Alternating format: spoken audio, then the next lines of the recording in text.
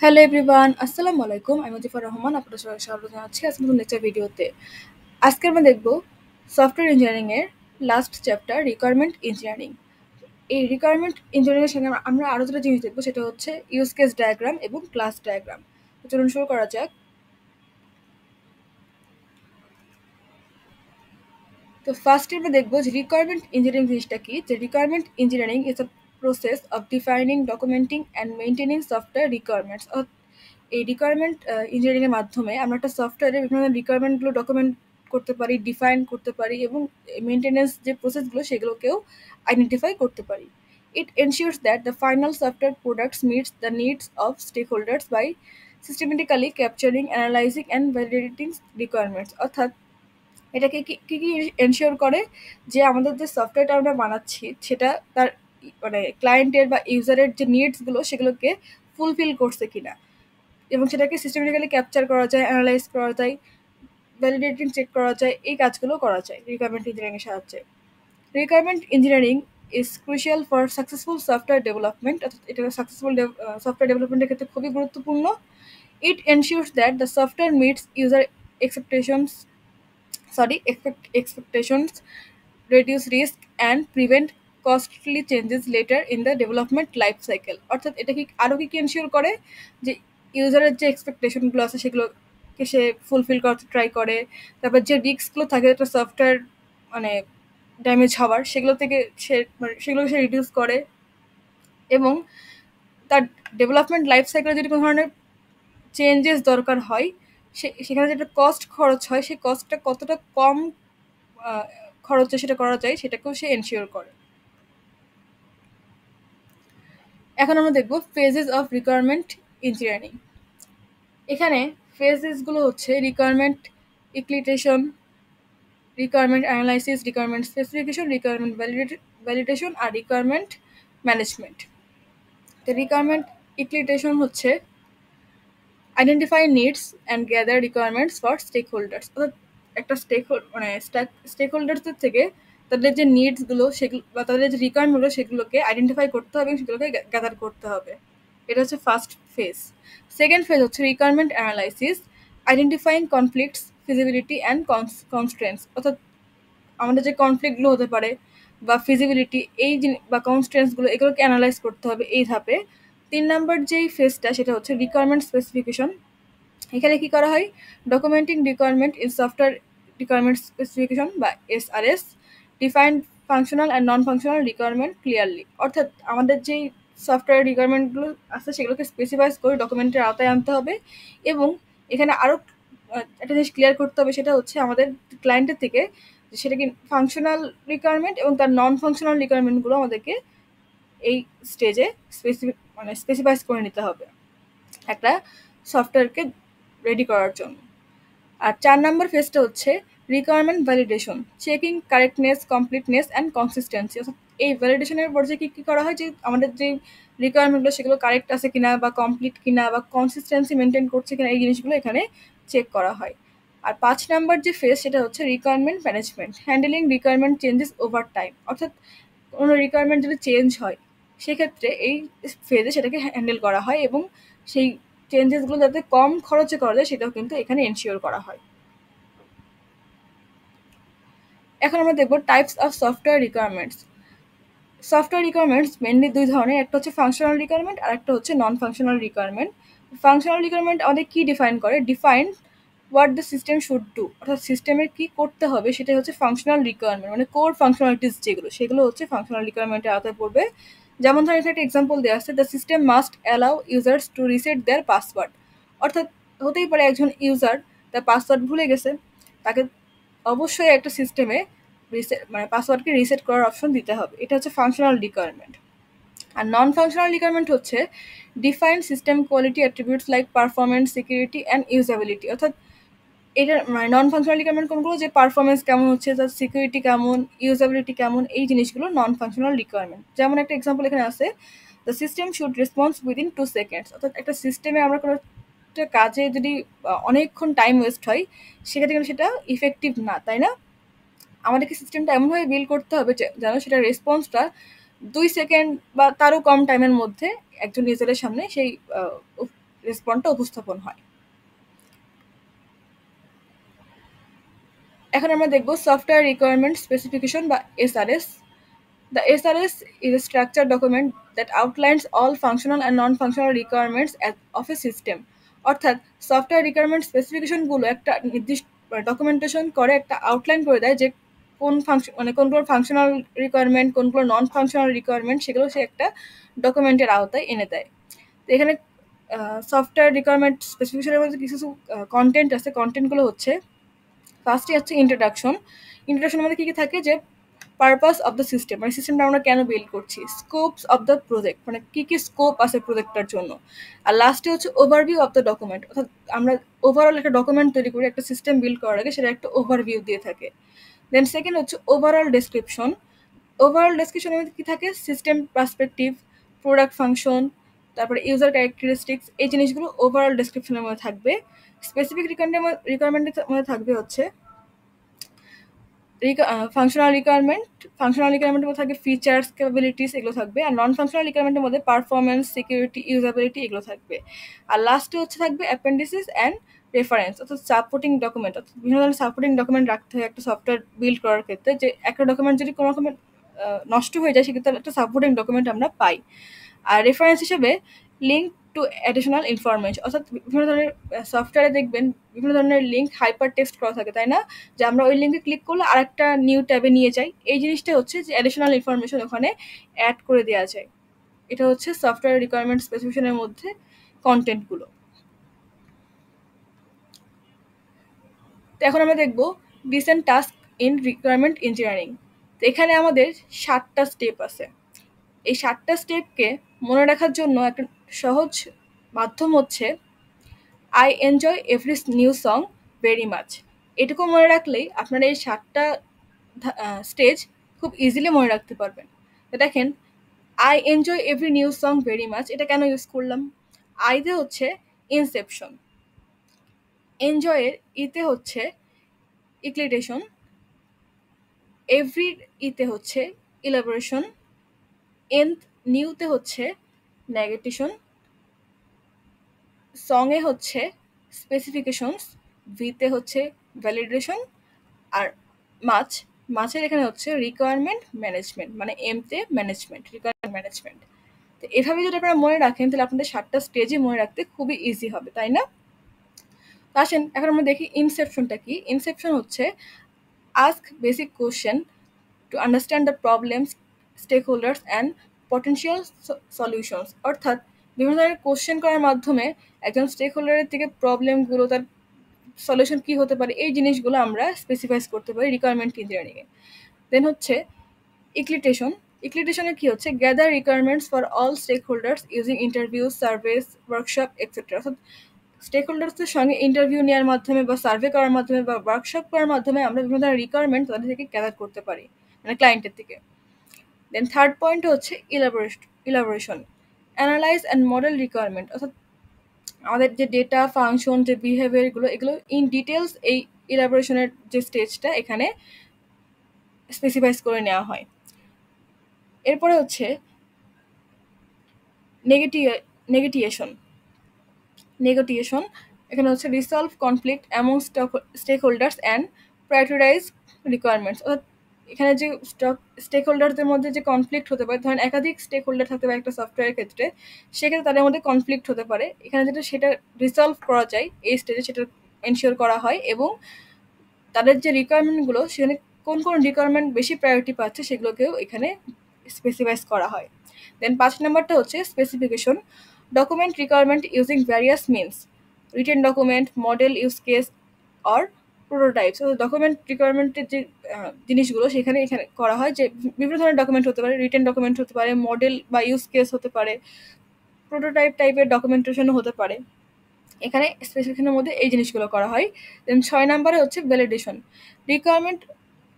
Review the document requirement to check of clarify consistency testability and feasibility অর্থাৎ এখানে document থেকে check করা হয় যে সব রিকোয়ারমেন্টগুলো ক্লিয়ার কিনা, কনসিস্টেন্ট কিনা, টেস্টেবল কিনা এবং ফিজিবল কিনা, এই স্টেজে সেটাকে এনশিওর করা হয় বা সেটাকে চেক করা হয়।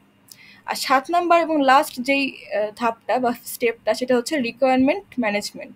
Track and control requirement and any changes through out the project life cycle. অর্থাৎ রিকোয়ারমেন্টগুলোকে ট্র্যাক করতে হবে এবং এমনভাবে কন্ট্রোল করতে হবে যেন কোনো ধরনের চেঞ্জ যদি কোনো প্রজেক্ট লাইফ সাইকেলে আসেও, সাপোজ সেটা ফার্স্টে, লাস্টে বা যেকোনো টাইমে, সেটার জন্য ইজিলি সেই চেঞ্জেসগুলো সফটওয়্যারের মধ্যে ইনক্লুড করা যায়। তো এগুলোই ছিল হচ্ছে আমাদের recent task in requirement engineering. এখন হচ্ছে দেখব ভ্যালিডেটিং রিকোয়ারমেন্ট। তো ভ্যালিডেটিং রিকোয়ারমেন্ট আছে আমাদের consistency, clarity, testability, feasibility and traceability. অর্থাৎ কনসিস্টেন্সি হচ্ছে ensuring all requirements align with each other and overall system objectives. অর্থাৎ এই স্টেজটা কি করে যে আমাদের পুরো প্রজেক্টটা কনসিস্টেন্ট কিনা, align with each other and overall system অবজেক্টিভগুলো ঠিকঠাকভাবে কাজ হচ্ছে কিনা সেগুলো হচ্ছে এই স্টেজে দেখা হয়। ক্লিয়ারিটি হচ্ছে every requirement must be unambiguous and easy to understood. অর্থাৎ এই স্টেজে ক্লিয়ার ক্লিয়ার করা হয় যে আমাদের যে রিকোয়ারমেন্টগুলো সেগুলো আনঅ্যাম্বিগিয়াস এবং ইজিলি সেটাকে আন্ডারস্ট্যান্ড করা যায়, মানে ক্লিয়ার একটা রিকোয়ারমেন্ট থাকে, সেটা এখানে বলা হয়েছে। দেন হচ্ছে টেস্টেবিলিটি। টেস্টেবিলিটি হচ্ছে each requirement should be verifiable through testing. অর্থাৎ আমাদের যে রিকোয়ারমেন্টগুলো সেগুলো ভেরিফাই করা হয় বিভিন্ন ধরনের টেস্টিংয়ের মাধ্যমে এই স্টেজে। আর দেন হচ্ছে feasibility, confirm that the requirement can be implemented within the constraints of the project। অর্থাৎ একটা প্রজেক্ট আমরা বিল্ড করি সেটা ফিজিবল কিনা। ফিজিবিলিটির মধ্যে আবার ধরন আছে, ইকোনমিক্যাল ফিজিবিলিটি, টেকনিক্যাল ফিজিবিলিটি, আরও ফিজিবিলিটি আছে, এগুলো ফুলফিল করছে কিনা এটাকেও এখানে কনফার্ম করা হয়। দেন হচ্ছে ট্র্যাকএবিলিটি। ট্র্যাকএবিলিটি হচ্ছে each requirement should be linked into source to trackable through the design, implementation and testing phases. অর্থাৎ একটা সিস্টেম যে আমরা বিল্ড করছি, যে রিকোয়ারমেন্টগুলো নিচ্ছি, সেটার সাথে আমাদের কী করতে হবে, যে ডিজাইনগুলো মানে ট্র্যাক করবো কোনগুলো, যে ডিজাইন, ইমপ্লিমেন্টেশন, টেস্টিং ফেজের মধ্যে যে সোর্স থেকে নেওয়া হচ্ছে সেইগুলো ট্র্যাক করার জন্য মেনলি এই ট্র্যাকেবিলিটিটা ইউজ করা হয়। তো এটাই ছিল ভ্যালিডেটিং রিকোয়ারমেন্টস। আমাদের রিকোয়ারমেন্ট ইঞ্জিনিয়ারিংয়ের পার্টটা ওখানেই শেষ। এখন আমরা দেখবো সেকেন্ড পার্ট, সেটা হচ্ছে ইউজ কেস ডায়াগ্রাম। আমি ফার্স্টেই ভিডিওতে বলছিলাম যে আমরা 3টা পার্ট দেখবো। একটা হচ্ছে রিকোয়ারমেন্ট ইঞ্জিনিয়ারিং, সেকেন্ড হচ্ছে ইউজ কেস ডায়াগ্রাম, আর থার্ড হচ্ছে আমাদের ক্লাস ডায়াগ্রাম। তো এখন আমরা সেকেন্ড স্টেজে আছি, সেটা হচ্ছে use case diagram. A use case diagram is a visual representation of system functionalities from the perspectives of users। অর্থাৎ ইউজ কেস ডায়াগ্রামের মাধ্যমে একটা সিস্টেমের ফাংশনালিটিগুলো কীভাবে কাজ করে সেটা একটা ভিজুয়াল রিপ্রেজেন্টেশন আমরা পাই, এবং it helps understand system interaction and identifying different functionalities. এটা কিসে সাহায্য করে, যে বিভিন্ন ধরনের সিস্টেমের ইন্টারাকশন বা বিভিন্ন ধরনের ফাংশনালিটিসগুলো আমাদেরকে আইডেন্টিফাই করতে এই ইউজ কেস ডায়াগ্রাম সাহায্য করে। Use case diagram have only 4 major elements.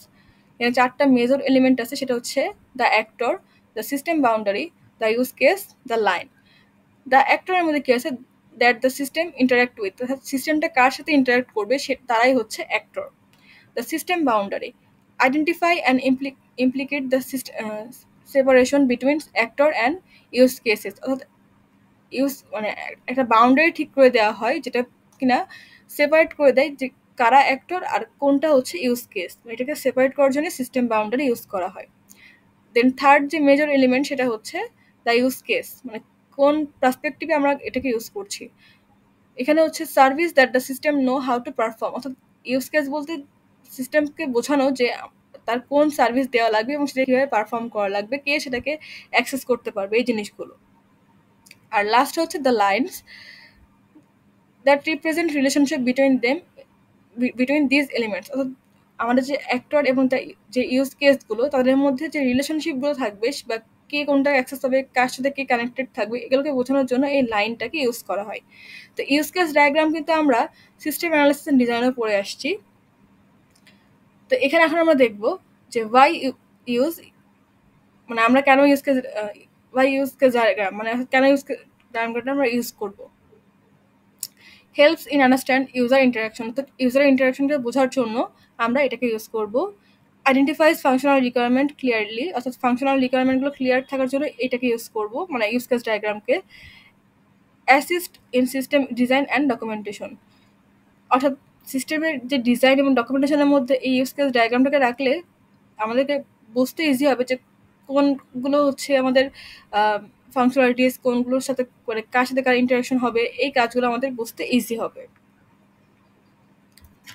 তো আমরা এখানে একটা ইউজ কেস ডায়াগ্রাম দেখতে পাচ্ছি। এটা একটা ব্যাংকিং অ্যাপের ক্ষেত্রে। সাপোজ এটা একটা কাস্টমার আর এটা হচ্ছে ব্যাংক। দেখেন কাস্টমার এখানে কি করতে পারবে, ব্যাংকে যে একটা ব্যাংকের যে যদি অ্যাপ থাকে সেক্ষেত্রে ব্যাংকিং অ্যাপে সে লগ ইন করতে পারবে, তার ব্যালেন্সকে সে চেক করতে পারবে, সে তার মানিকে ট্রানজ্যাকশন করার জন্য ট্রান্সফার ফান্ড ক্রিয়েট করতে পারবে, আর লাস্টে কি করতে পারবে, পেমেন্ট করতে পারবে, তাই না? আর ব্যাংকের ক্ষেত্রে দেখেন কি হয়, তারা হচ্ছে তার মানে যদি কাস্টমার যদি চায় তার ব্যালেন্সকে চেক করতে পারবে, ট্রান্সফার ফান্ড দেখতে পারবে এবং একই সাথে পেমেন্টটাকেও তারা দেখতে পারবে, কারণ কাস্টমার যখন পেমেন্ট করবে ব্যাংক সেটাকে রিসিভ করবে, তাই না? আর মাঝখানে থেকে যে কাজগুলো করবে অ্যাপের মধ্যে সেটা হচ্ছে ভেরিফাই পাসওয়ার্ড। এই যেখানে ভেরিফাই করে পাসওয়ার্ডকে ডিসপ্লে লগ ইন ইরোর, যদি ইউজার কোনো কারণে ভুল পাসওয়ার্ড দেয় সেক্ষেত্রে তাকে একটা ইরোর মেসেজ শো করবে, ভেরিফাই সাফিসিয়েন্ট ফান্ডস, অর্থাৎ যেই ফান্ডগুলো অ্যাভেলেবল আছে সেগুলো তার সামনে উপস্থাপন করবে। অর্থাৎ তাহলে এখানে আমরা ৩ টা কাজ দেখলাম, যে একটা হচ্ছে কাস্টমার সাইড করবে, মানে কাস্টমার লগ ইন করবে, তার ব্যালেন্স চেক করবে, ট্রান্সফার করবে, মানে মানি ট্রানজাকশন করবে, তার পেমেন্ট দিতে পারবে। আর ব্যাংক সেম ক্ষেত্রে তার একজন কাস্টমারের ব্যালেন্স চেক করতে পারবে, ট্রান্সফার ফান্ড দেখতে পাবে এবং পেমেন্ট সাথে সে অ্যাড থাকবে। আর সিস্টেম কোন কাজগুলো করবে, যে তার পাসওয়ার্ডটা ভেরিফাইড কিনা, সে যদি ভুল পাসওয়ার্ড দেয় তাকে লগ ইন করতে দিবে না, তাকে একটা ইরর মেসেজ শো করবে, এই কাজগুলো হচ্ছে আমাদের অ্যাপ করবে। এটা একটা ইউজ কেস ডায়াগ্রামের একটা একদম সিম্পল এক্সাম্পল। তো এখন আমরা দেখবো ইউজ কেস এর মধ্যে রিলেশনশিপগুলো কিভাবে হয়। তো আমাদের এখানে মেইনলি ৩ ধরনের জিনিস আছে, একটা হচ্ছে ইনক্লুড, এক্সটেন্ড আর জেনারেলাইজেশন। এখানে ইনক্লুড বলতে কিভাবে বোঝাই, যেমন ধরেন রেজিস্ট্রেশনের ক্ষেত্রে কেউ যদি রেজিস্ট্রেশনের অনেক সময় থাকে না যে গেট হেল্প নামে একটা অপশন, এখানে ক্লিক করলে আমাদেরকে একটা ডিটেলস দিয়ে দেয় যে কীভাবে রেজিস্ট্রেশন করলে ভালো হয় বা কী করলে কোনটা হবে, একটা ওভারভিউ দিয়ে দেয়। এই জিনিসটাই হচ্ছে এক্সটেন্ডের মধ্যে পড়বে। তাহলে ইনক্লুড কোনগুলো, এই যে দেখেন নিচের যে ছবিটা, যে কাস্টমার অথেন্টিকেশনের জন্য এখানে ধরেন যদি ডিপোজিট ফান্ড থাকে, উইথড্রয়াল ক্যাশ থাকে, সেক্ষেত্রে সে কাকে চেক করবে, যে কাস্টমারটা মানে অথেন্টিকেশন সে চেক করবে যে কাস্টমারটা অথরাইজড কাস্টমার কিনা। কারণ সে যখন ডিপোজিট করতে যাবে, সে যখন ক্যাশ উইথড্র করতে যাবে, তাকে অবশ্যই ভেরিফাই করে তারপর তাকে ডিপোজিট বা উইথড্র করতে দেওয়া হবে, তাই না? তো এই কাজগুলো হচ্ছে ইনক্লুডের মধ্যে। আর ওই যেটাকে যেটা বললাম যে রেজিস্ট্রেশন করার সময় আমরা যেই আগে থেকে হেল্প নিই, যে গেট হেল্প থেকে, এটা হচ্ছে এক্সটেন্ড। অর্থাৎ যদি আমি সিঙ্গেল ভাষায় বলতে চাই, যে কোনো একটা কাজ করার আগে যখন তার ভেরিফিকেশন চেক করা হয় বা পিছনে যাওয়া হয়, তার ব্যাকগ্রাউন্ড চেক করা হয়, সেটা হবে ইনক্লুড। আর যখন কোনো একটা জিনিস থেকে আমরা সাহায্য নিয়ে তারপরে আরেকটা কাজ করি বা আরেকটা পারফরমেন্সে যাই, সেখানে সেটা হবে এক্সটেন্ড। আই থিঙ্ক আপনারা ক্লিয়ার যে কখন ইনক্লুড ইউজ করবো, কখন এক্সটেন্ড ইউজ করব। তো দেখেন এখানে একটা ব্যাংক এটিএম আছে। এখানে ব্যাংক এটিএম এর মধ্যে কি ট্রানজ্যাকশনের কাজ করা যায়, এখানে check balance, deposit fund, withdrawal cash আর ট্রান্সফার ফান্ড।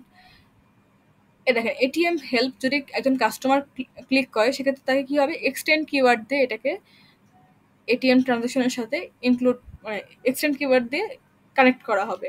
আর ইনক্লুড কিওয়ার্ড দেওয়া হবে কখন, যখন একজন ইউজার বা একজন কাস্টমার তার ব্যালেন্স চেক করতে যাবে বা ডিপোজিট ফান্ড থেকে ডিপোজিট করতে যাবে বা উইথড্র করতে যাবে টাকা, সেক্ষেত্রে তাকে তার কাস্টমার অথেন্টিকেশনটাকে চেক করা হবে। এটা হচ্ছে ইনক্লুডের মধ্যে পড়বে। তো এই যে ব্যাংকিং সিস্টেম, যে এই পোর্শনটুকু, অর্থাৎ চেক ব্যালেন্স, ডিপোজিট ফান্ড আর উইথড্রয়াল ক্যাশ, ট্রান্সফার ফান্ড আর এটিএম ট্রানজ্যাকশন, এই পার্টটুকু হচ্ছে আমাদের জেনারেলাইজেশন। এটা হচ্ছে ইনক্লুড, এটা হচ্ছে এক্সটেন্ড। এখানে দেখেন আরেকটা এক্সাম্পল দেওয়া আছে ইউজ কেস ডায়াগ্রামের ক্ষেত্রে। এটা ধরেন একটা হসপিটালের জন্য, রিসিপশনিস্টের জন্য এখানে দেখানো হয়েছে। ধরেন যখন একজন পেশেন্ট হচ্ছে রেজিস্ট্রেশন করতে যাবে, সেক্ষেত্রে কি করতে হবে, তাকে সরি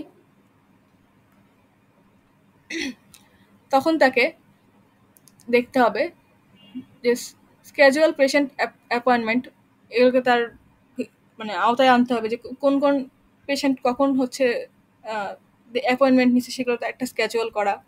এটা হচ্ছে এক্সটেন্ডের আন্ডারে পড়বে। দেন হচ্ছে স্ক্যাজুয়াল পেশেন্ট হসপিটাল অ্যাডমিশন, অর্থাৎ কোন পেশেন্ট কোন সময় হসপিটালে অ্যাডমিট হবে এটাও হচ্ছে এক্সটেন্ডের আন্ডারে পড়বে, কারণ এটা আগে চেক করবে তারপরে সে কাজটা হবে, তাই না? সেজন্য এটা হচ্ছে এক্সটেন্ড। আর ইনক্লুড কোনগুলো হবে দেখেন, যে পেশেন্ট হসপিটাল অ্যাডমিশন, অর্থাৎ কোন পেশেন্টটা হসপিটালে অ্যাডমিট হচ্ছে সেটা হচ্ছে ইনক্লুডের মধ্যে পড়বে। দেন হচ্ছে ফাইল, ইন্স্যুরেন্স বা ফর্ম এগুলো থাকবে, এবং ফাইল, মেডিকেল রিপোর্টগুলো থাকবে রিসেপশনিস্টের কাছে, কারণ একজন রোগী এসে তার ফাইলগুলো সে তার রিসেপশনে যেতেই পারে, তাই না? তো একজন পেশেন্ট যখন হসপিটালে অ্যাডমিট থাকবে, সেটা যখন পেশেন্ট রেজিস্ট্রেশনের মধ্যে ইনক্লুড আকারে থাকে, তখন কি হয় যে আউট পেশেন্ট হসপিটাল অ্যাডমিশন, অর্থাৎ কোন হসপিটাল থেকে সে আসছে, ইন পেশেন্ট হসপিটাল অ্যাডমিশন মানে এই হাসপাতালে কোন কোন পেশেন্ট আছে সেগুলো দেখা হয়, এবং সেই সাথে কি দেখা হয় যে এই হসপিটালে কতগুলো বেড মানে কতগুলো সিট আছে যে আরো পেশেন্ট ভর্তি করা যাবে সেটাও সে দেখতে পারবে। এটা হচ্ছে আরেকটা এক্সাম্পল ছিল ইউজ কেস ডায়াগ্রামের ক্ষেত্রে। তো এখন আমরা দেখব ক্লাস ডায়াগ্রাম। আমাদের থার্ড যে পার্ট ছিল সেটা হচ্ছে class diagram. The class diagram is a structure diagram in UML that represents the static structure of a system. অর্থাৎ ক্লাস ডায়াগ্রামটা হচ্ছে একটা স্ট্রাকচারাল ডায়াগ্রাম, যেটার মাধ্যমে আমরা একটা স্ট্যাটিক স্ট্রাকচার পেতে পারি একটা সিস্টেমের জন্য। It shows the system classes, attributes, methods and relationship among objects. অর্থাৎ এই ক্লাস ডায়াগ্রামের মাধ্যমে আমরা বিভিন্ন ধরনের ক্লাস দেখতে পারবো, অ্যাট্রিবিউট দেখতে পারবো, তাদের মেথডগুলো দেখতে পারবো, তাদের রিলেশনশিপগুলো দেখতে পারবো, এবং তাদের মেন যে অবজেক্টসগুলো সেগুলোকে আমরা আইডেন্টিফাই করতে পারবো। তো এখানে হচ্ছে সেই রিলেশনশিপগুলো দেখানো হয়েছে, রিলেশনশিপ ইন ক্লাস ডায়াগ্রাম। এই যে এই সিম্বলটা হচ্ছে কম্পোজিশনের, এই সিম্বলটা হচ্ছে ডিরেক্ট অ্যাসোসিয়েশন, এই সিম্বলটা ডট ডট দিয়ে এটা হচ্ছে ইউজেস ডিপেন্ডেন্সি, এটা হচ্ছে জেনারেলাইজেশন এই সিম্বলটা, দেন এটা হচ্ছে অ্যাগ্রিগেশন, এটা হচ্ছে অ্যাসোসিয়েশন, এটা হচ্ছে ডিপেন্ডেন্সিস, আর এটা হচ্ছে রিয়েলাইজেশন। আমাদের মিডের জন্য এই কম্পোজিশন, তারপরে জেনারেলাইজেশন, অ্যাগ্রিগেশন, অ্যাসোসিয়েশন, ডিপেন্ডেন্সিস এইগুলো দেখলেই হবে। আমাদের direct association, uses dependency, realization এগুলো দেখা লাগবে না, জাস্ট ওইগুলো দেখলেই হবে। তো এখন কথা হচ্ছে যে আমরা কোন সময় কোন রিলেশনগুলো ইউজ করব।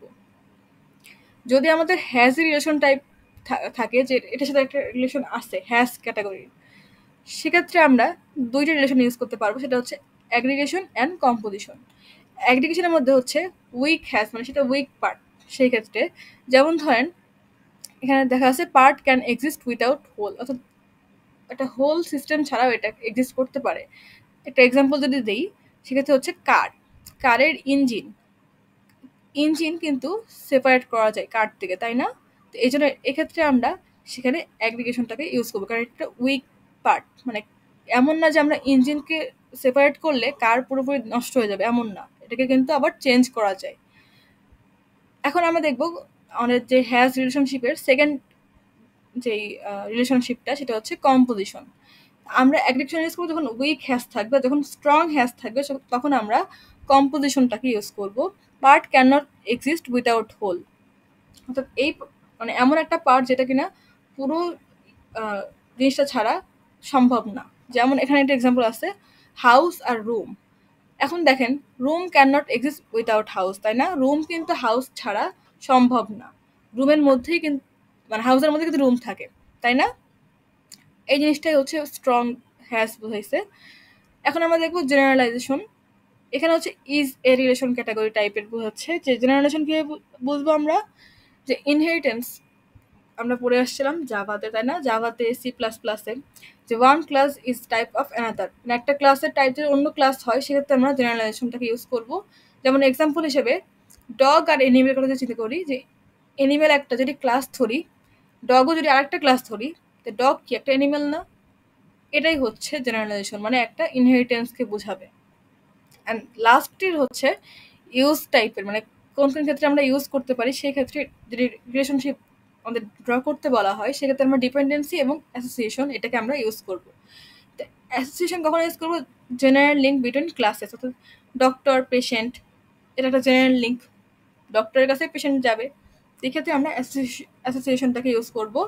আর ডিপেন্ডেন্সিসটা কখনো ইউজ করব যে one class depends on another temporarily, অর্থাৎ একটা ক্লাস অন্য ক্লাসের উপরে টেম্পোরারি ভাবে ডিপেন্ড করলে সেটাকে ডিপেন্ডেন্সির আওতায় আমরা ফেলবো। এবং যেমন ধর এক্সাম্পল হতে পারে প্রিন্টার ড্রাইভার থেকে প্রিন্টার, প্রিন্টারের ক্ষেত্রে আমরা প্রিন্টার ড্রাইভার কিছুটা টেম্পোরারি ভাবে ডিপেন্ড করে, তাই না? যে কোন ইনস্ট্রাকশন আসবে এবং সে কোনটাকে পারফর্ম করবে, পারফর্ম করার শেষে গিয়ে সে তার মানে কাজ অফ করে দেয়, মানে তার ডিপেন্ডেন্সি তখন আর থাকে না। তো এটাই হচ্ছে ডিপেন্ডেন্সি বোঝাচ্ছে, যে টেম্পোরারি ভাবে একটা জিনিসের উপর একটা জিনিসের ডিপেন্ডেন্সি থাকে। তাছাড়া আমরা এখন একটা ক্লাস ডায়াগ্রামের এক্সাম্পল দেখি। তার আগে একটু আমি ক্লাস ডায়াগ্রাম সম্পর্কে একটু বলে নিই। আমাদের এই যে customer, order, order details, item, এগুলো কিন্তু সব ক্লাস। ক্লাস কি করে, যে ক্লাস হচ্ছে একটা সিম্বলাইজ কনসেপ্ট যেটা অ্যাট্রিবিউট এবং তার বিহেভিয়ারগুলোকে এনক্যাপসুলেট করে। ঠিক আছে?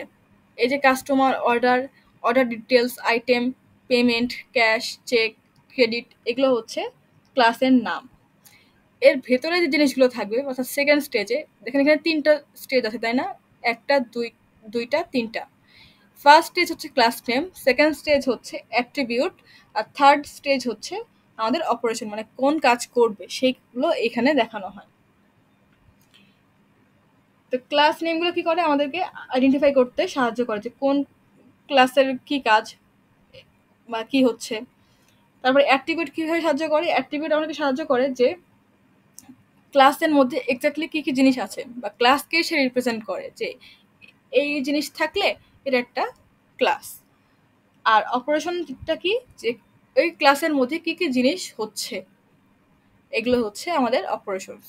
তো দেখেন এখানে কাস্টমারের মধ্যে কি আছে, নেম। নেমটা কি, একটা স্ট্রিং টাইপ, মানে আমাদের মূল ইয়েটাই হচ্ছে আমাদের এই সেকেন্ড স্টেজে অ্যাট্রিবিউট থাকবে, মানে ফার্স্টে ক্লাস নেম থাকবে, দেন হচ্ছে অ্যাট্রিবিউট, অ্যাট্রিবিউটের সাথে তার টাইপ থাকবে, সেটা কি স্ট্রিং, সেটা কি ইন্টিজার, সেটা কি অন্য কিছু, এই টাইপের জিনিসগুলো থাকবে, মানে ফ্লোট, এই জিনিসগুলো থাকবে। আর আমাদের যে অপারেশনাল যে পার্টটা, সেখানে হচ্ছে কোন অপারেশন করার পরে আমরা কোন অপারেশনটা পাচ্ছি সেটা ব্র্যাকেটের মধ্যে, মানে ব্র্যাকেট দিয়ে দেওয়া থাকবে, এই যে ব্র্যাকেট দেওয়া থাকবে। ঠিক আছে? তো এখানে দেখেন কাস্টমারের মধ্যে কি হচ্ছে, নেম। নেম হচ্ছে একটা স্ট্রিং টাইপ, দেন হচ্ছে অ্যাড্রেস। অর্ডারের মধ্যে অর্ডার ক্লাস, অর্ডারের মধ্যে এটা কি অ্যাট্রিবিউট, এখানে ডেট, ডেট হিসেবে থাকবে, স্ট্যাটাস, স্ট্যাটাস হিসেবে থাকবে। দেন হচ্ছে ক্যালকুলেট সাব টোটাল, এখানে কি কি অপারেশন হচ্ছে, calculate subtotal, calculate task, tax, calculate total, calculate total উইজেট, এগুলো হচ্ছে এখানে আমাদের অপারেশন হিসেবে থাকবে। দেন হচ্ছে অর্ডার ডিটেলস। অর্ডার ডিটেলস আমাদের কি থাকবে, অর্ডার ডিটেলস আমাদের কোয়ান্টিটি, তারপরে ট্যাক্স, স্ট্যাটাস, এগুলো হচ্ছে থাকবে এবং তার টাইপ দেওয়া আছে স্ট্রিং টাইপের। দেন হচ্ছে এখানে কি কাজ হবে, অপারেশনের মধ্যে যে ক্যালকুলেশন সাব টোটাল, ক্যালকুলেশন উইজেট, ক্যালকুলেশন টাস্ক, এগুলো সব থাকবে। মানে এরকমভাবে, মানে আমাদের যে সিনারিও থাকবে সেখান থেকে ক্লাসগুলোকে আইডেন্টিফাই করতে হবে, সেই অ্যাট্রিবিউটগুলোকে আইডেন্টিফাই করতে হবে এবং সেই সাথে অ্যাট্রিবিউটের টাইপগুলোকে আমাদের লিখে দিতে হবে পাশে একটা কোলন দিয়ে। আর ৩ নাম্বার স্টেজে হচ্ছে আমাদের অপারেশনগুলো, মানে কি কি কাজ ওই অ্যাট্রিবিউটগুলোর মাধ্যমে ওই ক্লাসে হচ্ছে সেগুলোকে আমাদের ওই অপারেশন স্টেজের মধ্যে লিখে দিতে হবে। এটা হচ্ছে একদম সহজ যদি বলতে চাই ক্লাস ডায়াগ্রাম এইটাই। তো দেখেন আমি এটাকে বললাম যে কাস্টমার হচ্ছে আমাদের ক্লাস, এই যে নেম, স্ট্রিং, অ্যাড্রেস, মানে নেম হচ্ছে স্ট্রিং টাইপের, অ্যাড্রেস এগুলো হচ্ছে আমাদের অ্যাট্রিবিউট। দেন এই যে একটা ক্লাস থেকে আরেকটা ক্লাস যে কানেকশনটা, এটা হচ্ছে অ্যাসোসিয়েশন। তারপরে এই যে অর্ডার থেকে অর্ডার ডিটেলস, এটা হচ্ছে আমাদের অ্যাগ্রিগেশন। অ্যাগ্রিগেশন কেন হলো, কারণ দেখেন অ্যাগ্রিগেশন আমরা কি পড়ে আসছিলাম, যে উইক মানে একটা নির্দিষ্ট ক্লাসের একটা যদি পার্টকে বোঝায় সেক্ষেত্রে আমরা অ্যাগ্রিগেশনটাকে ইউজ করতে পারি। কারণ দেখেন অর্ডারের মধ্যে কিন্তু অর্ডার ডিটেলস থাকে, তাই না? মানে অর্ডার অর্ডার মানে ডিপেন্ডেবল না, কিন্তু অর্ডার ডিটেলস কিন্তু অর্ডারের উপর ডিপেন্ডেবল, মানে যে যে অর্ডার করা হয়েছে সেগুলোর উপরে সে ডিপেন্ড করে আমাদের একটা আউটপুট দিবে। এরপর হচ্ছে এগুলো তো অ্যাট্রিবিউট, এগুলো অ্যাট্রিবিউট, আর এগুলো হচ্ছে আমাদের অপারেশন, একটু আগেই বললাম। দেন এটা হচ্ছে আমাদের অ্যাবস্ট্রাক্ট ক্লাস, কারণ এই ক্লাস থেকে এই ক্লাসটা আমাদের নতুনভাবে আসছে, সেজন্য এটাকে আমরা অ্যাবস্ট্রাক্ট ক্লাস বলবো। আর এই যে লাস্টে যে সিম্বলটা অ্যারো সাইনটা, এটা হচ্ছে জেনারেলাইজেশন। জেনারেলাইজেশন মানে কেন বললাম আমরা, কারণ একটা ক্লাস থেকে আরো সাব ক্লাস যদি ক্রিয়েট হয়, যেমন আমরা একটা এক্সাম্পল দিচ্ছিলাম যে ডগ আর অ্যানিমেল দিয়ে।